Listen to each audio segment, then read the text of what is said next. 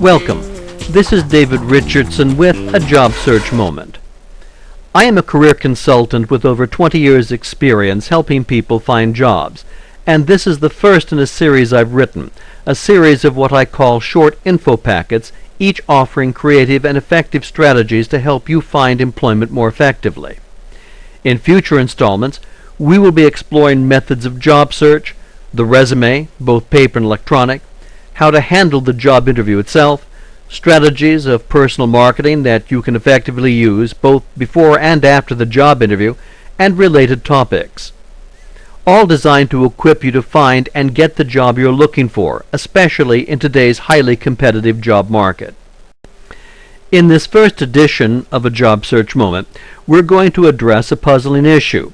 Why do employers ask the kinds of questions that they ask? Tell me about yourself. Are you good under pressure? What do you do in your spare time? And similar questions.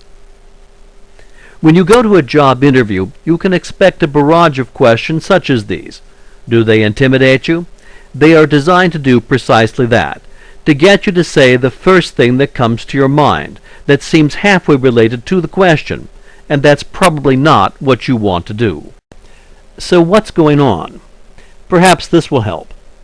The question you hear, what animal would you like to be and why, for example, really isn't the question at all. In fact, not one of the questions in a job interview is exactly what it seems to be. The employer has invited you into his office for only one reason, to solve his problem. That has to be his focus. If you were the employer, wouldn't that be your focus? Doesn't that make sense? So he's not really looking for you to tell him the story of your life or to provide other personal information. Do you really think the employer wants to know what kind of animal you would like to be, or what you do in your spare time? The employer is simply using these questions to achieve an entirely different objective. He's looking for the answers to 3 actual questions. The answers to these 3 questions will help him make a prediction about how well suited you are for the job. He probably won't ask these questions directly because he already knows what you'll say in answer to them. But he'll ask other questions, such as, tell me about yourself, or why did you apply to our company, in order to answer the 3 questions he's really interested in. They're just that important. What are these 3 questions? They're simple to state. The first one, can you do the job?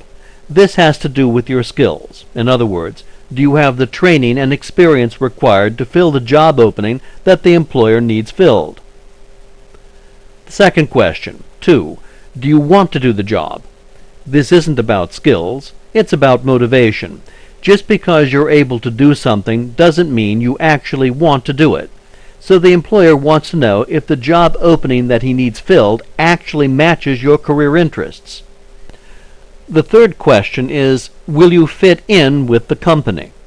This is about good worker traits, like teamwork, your ability to accept supervision, your problem-solving skills, and related social skills that are required to create a smooth-running system for the production of goods or for the delivery of services. If asked directly, you'd say yes to each of these questions. That's predictable. You want the job, after all, and employers know this. So they will take the answers that you actually give to the interview questions that they ask and use these to construct answers for the 3 questions they really want to know about. Sound complicated?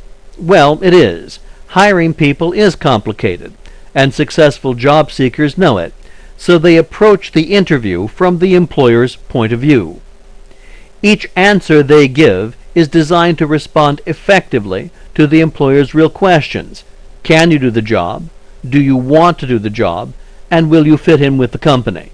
If you don't answer these 3 questions in each answer you give to the employer's interview questions, then you're missing the job-winning targets you need to hit. Instead, you're simply shooting blanks. In the next Job Search Moment, we'll apply this insight to help us effectively answer a question frequently asked during job interviews. Why did you apply to our company?